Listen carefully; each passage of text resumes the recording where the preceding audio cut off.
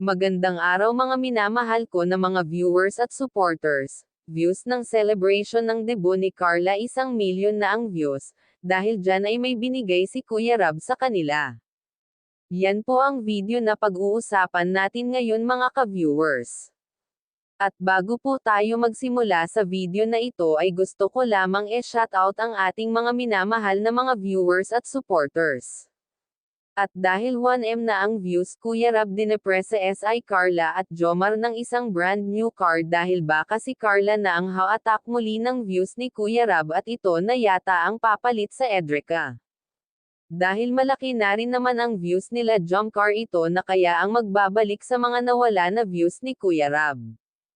Napakagaling kasi ni Carla mag-deliver ng speech kaya ito talaga ang ham-attack sa views at talagang tagas sa puso ang mga sinabi ni Carla at ramdam natin ang mga sinasabi nito galing sa puso.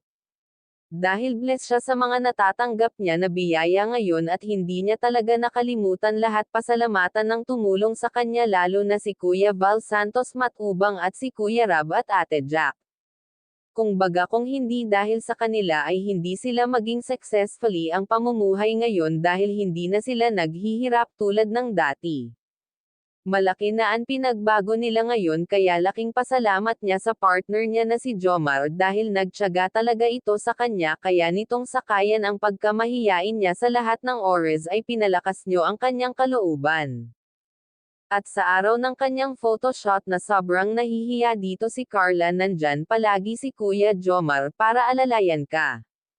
At sa K-Angels ay masaya ngayon sa mga nangyayari, at dahil marami ang nagmamahal sa kanila kaya marami ang mga tumutulong, at ngayon ay marami ang biyaya na dumarating sa kanila at nakakatulong na rin sila sa kani-kanilang pamilya, at mahal nila kung ano ang meron sila ngayon, at wag nga po pala natin kalilimutan suportahan ang ama ng ating kalingap na si Val Santos Matubang, at hanggang dito na lamang ang ating mixing reaction again maraming salamat sa panonood.